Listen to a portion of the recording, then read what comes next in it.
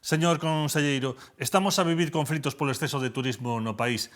Que lle pode dicir aos veciños que sofren este problema? Que queden tranquilos, porque o imos solucionar inmediatamente.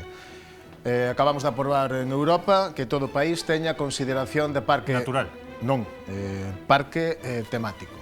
A partir de hoxe, todas as vivendas alugadas pasan a ser de uso turístico.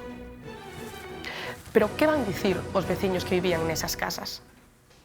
Estarán encantados, porque todos os galegos e as galegas que non se dediquen á hostalaría pasarán a ser traballadores do parque, o que reducirá o paro a un 0%.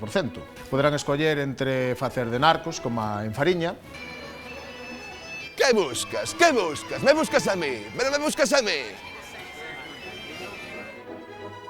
Homes violentos, alcohólicos, con tara, como nas vestas. Te ríes, francés. Ou da muller máis emblemática e que máis fixo polo turismo deste país. O sea, imagina. Rosalía. Rosario Porto. Ai, Alfonso, esto nos pasa por tu mente calenturienta, Alfonso.